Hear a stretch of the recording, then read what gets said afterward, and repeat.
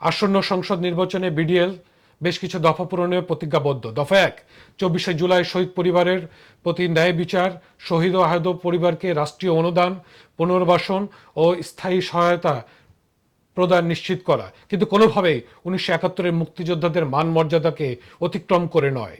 জাতীয় ট্রাইব্যুনালে বিলম্বিত বিচার পরিহার করে আন্তর্জাতিক আদালতের অধীনে হত্যার নির্যাতনের বিচার নিশ্চিত করা। দফা ২, লুটেরা ব্যবসায়ীদের সম্পদের উৎস অনুসন্ধান এবং রাষ্ট্রীয় পাওনা অর্থ সম্পদ পুনরুদ্ধার এবং সেই সাথে ভুক্তভোগী জনতার সম্পদ ফেরত দেওয়া। জুলাই গণঅভ্যুত্থানের পর পরাজিত চক্রের গোপন অর্থায়ন, আন্তর্জাতিক সংযোগ ও ষড়যন্ত্রের পূর্ণাঙ্গ প্রকাশ করব আমরা। ষড়যন্ত্রকারীদেরও ও পৃষ্ঠপোষকতাকারীদেরকে অভিযুক্ত করব। দফা ৩, তরুণদের জন্য কর্মসংস্থান, 1 কোটি কর্মসংস্থান কর্মসূচির অধীনে উৎপাদন, প্রযুক্তি, কৃষি ও সেবা খাতে চাকরি সৃষ্টি, সরকারি বেসরকারি খাত স্টার্টআপ অংশীদারিত্বের ভিত্তিতে জাতীয় কর্মসংস্থান মিশন চালু করা। সামরিক, আধা সামরিক ও পুলিশ বাহিনীতে সদস্য সংখ্যা 1/2 কোটিতে উন্নীত করা। দফা 4, বৈদেশিক চুক্তি ও দুর্নীতির স্বচ্ছতায় পূর্ববর্তী সরকারের গোপন বৈদেশিক সকল চুক্তিসমূহ জনসম্মুখে প্রকাশ ও মূল্যায়ন, সব লোপাট করা বিদেশে পাচার হওয়া অর্থ ও রাষ্ট্রীয় চুক্তির আর্থিক অনিয়মের উপর দুর্নীতির শ্বেতপত্র প্রকাশ ও রাষ্ট্রীয় তদন্ত কমিশন গঠন, সেই সাথে গঠিত ট্রুথ কমিশনে বিচার করা। দফা 5, 1971-এ মানবতা বিরোধী অপরাধের বিচারের লক্ষ্যে গঠিত ট্রাইব্যুনালে বিচার ব্যবস্থায় ত্রুটি ও দুর্বলতা দূর করে পূর্ণতা দিতে কার্যক্রম এগিয়ে নেওয়া।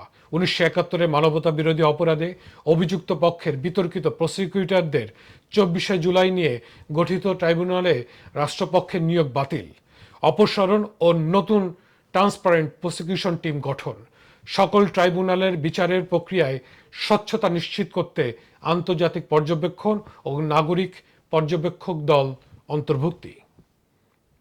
দফা 6, নির্বাচনে ও দল নিবন্ধনে দাড়িপাল্লা প্রতীক বাতিল। জামাতে ইসলামের প্রতীক দাড়িপাল্লা রাষ্ট্রীয় বিচার ব্যবস্থার সাথে সাংঘর্ষিক, তাই সেটা রাষ্ট্রীয়ভাবে যে কোনো দলের জন্য নিষিদ্ধ ঘোষণা করা হবে। সেই সাথে দলটির ধর্মের নামে দাড়িপাল্লা অপব্যবহারের ধার্মিক ইসলামপন্থীদের বিভ্রান্ত করে চলেছে। স্রষ্টার নামে শিরকি প্রতীক ধর্ম অবমাননার শামিল, এই নীতির ভিত্তিতে প্রতীক বাতিল করা হবে।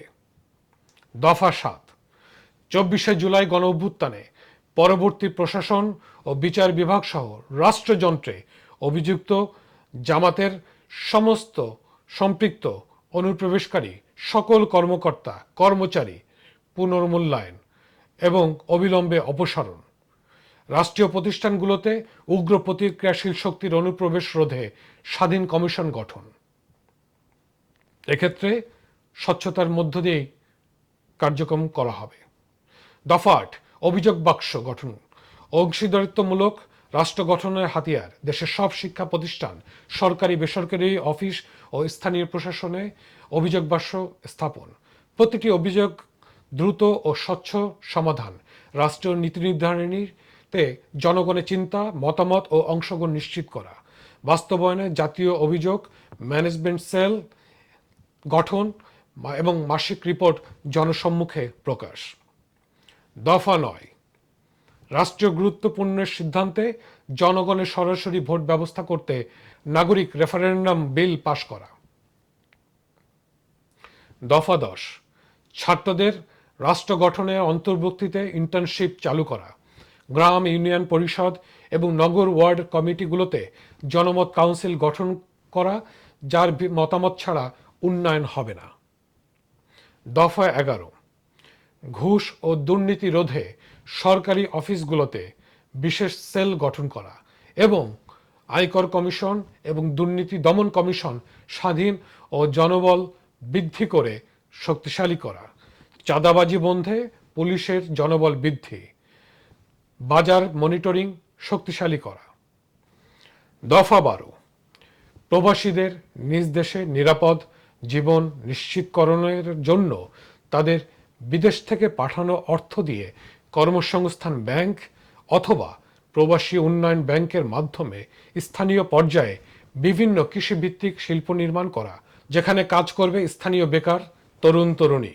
এক্ষেত্রে অর্থনীতির বিকেন্দ্রীকরণ হবে এবং প্রচুর কর্মসংস্থান তৈরি হবে। দফা ১৩।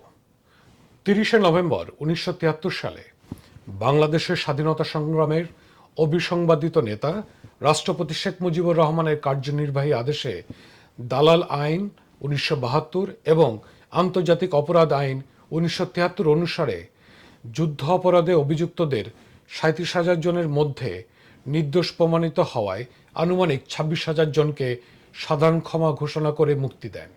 কিন্তু অভিযুক্ত বাকি আনুমানিক ১১,০০০ জনের বিচারের কাজ শেষ হয় না, কারণ শেখ মুজিবুর রহমান নিহত হন। এরপর ৮ই নভেম্বর ১৯৭৫ সালে রাষ্ট্রপতি আবু সাদাত মোহাম্মদ সায়েম সামরিক আইন প্রক্লেমেশন অনুযায়ী দালাল আইন নাকচ করে দেন এবং তারই সাক্ষরতা তৎকালীন সামরিক প্রশাসক মুক্তিযুদ্ধের সেক্টর কমান্ডার স্বাধীনতার ঘোষক মুক্তিযোদ্ধা জিয়াউর রহমান। ইতিপূর্বে ১৫ই ডিসেম্বর ১৯৭৩ সালে দালাল আইনে দণ্ডিত ১৯৫ জন পাকিস্তানি সেনা সদস্যকে পাকিস্তানে ফেরত দেওয়া হয়, কিন্তু পাকিস্তানও তাদের বিচার না করে কথা রাখেনি। শুধু তাই নয়, জিয়াউর রহমান রাষ্ট্রপতি হয়ে বহুদলীয় গণতন্ত্রের নামে ওই মানবতা বিরোধীদের যুদ্ধাপরাধীদের অভিযুক্তদের পুনর্বাসনে সহায়তা করেন। কেউ কি জানে ৭১-এর ক্ষতিগ্রস্ত শহীদ পরিবারগুলো কেমন আছেন? ধর্ষিত বীরাঙ্গনারা কেমন আছেন? বর্তমান বাংলাদেশে পরিবর্তিত বাস্তবতায় ওই সকল আনুমানিক ১১,০০০ রাজাকার শান্তি কমিটির সদস্য আল বদর আল শামসদের ক্ষমা ঘোষণায় সেই সকল আদেশ আমরা তীব্র ঘৃণা ভরে প্রত্যাখ্যান করছি। সেই সাথে ১৯৫ জন পাকিস্তানি যুদ্ধাপরাধী সেনাদের বিশ্বের যে কোনো প্রান্তেই থাকুক না কেন, তাদেরকে ধরে এনে বিচার করা হবে। যুদ্ধাপরাধী মানবতা বিরোধীদের কোনো ক্ষমা নেই। আইসিসিতে বিচার তাদের হতেই হবে। ৫০ বছর পর হলেও তাদের জয় বাংলা করে দেয়া হবে। দফা ১৪। সংবিধান সংস্কার প্রসঙ্গ। ১৯৭২ খ্রিস্টাব্দে ৪ঠা নভেম্বর সংবিধানে গৃহীত হওয়ার পর প্রায় ৫২ বছর পার হলেও রাষ্ট্র পরিচালনার মূলনীতিগুলোর বাস্তবায়নে কোনরূপ পদক্ষেপ গ্রহণ তো দূরের কথা, বরং সংবিধানের গণতান্ত্রিক ও প্রগতিশীল প্রস্তাবনার বিপরীতে অনাকাঙ্ক্ষিত অনুচ্ছেদ ও বিষয় সংশোধন ও সংযোজন বিয়োজন করে সংবিধানের মূল চরিত্রটাই বদল ঘটিয়েছে, যা মূলত একদিকে যেমন অগণতান্ত্রিক, অন্যদিকে তা ১৯৭২ সালে গৃহীত সংবিধানের সহিত সাংঘর্ষিক ও অসামঞ্জস্যপূর্ণ, যা বাতিলযোগ্য। আর এসবই করা হয়েছে অগণতান্ত্রিক ও স্বৈরাচারী তথা একনায়কতান্ত্রিক ধারায়। যেখানে ১৯৭২ খ্রিস্টাব্দে গৃহীত সংবিধান এতদিনে আরও গণতান্ত্রিক ও প্রগতিশীল হওয়ার কথা, সেখানে সংবিধানকে অগণতান্ত্রিক ও প্রগতি বিরোধী অবস্থানে দাঁড় করানো হয়েছে। ফলে গণতান্ত্রিক ব্যবস্থা প্রাতিষ্ঠানিক রূপ লাভে ব্যর্থ হয়েছে।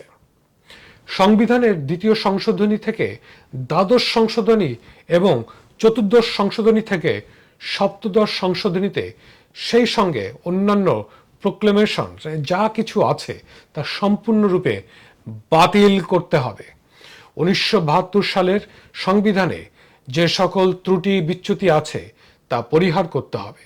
সংবিধান সংস্কার করে আবারও প্রগতিমুখী করতে হবে। সেই সঙ্গে গণপ্রজাতন্ত্রী বাংলাদেশে গণতান্ত্রিক ব্যবস্থা ফিরিয়ে আনতে হবে এবং বাংলাদেশি জাতীয়তাবাদের পরিচয় প্রতিষ্ঠিত করতে হবে। ১৯৭২-এর সংবিধান আমরা আবারও ফিরিয়ে আনব।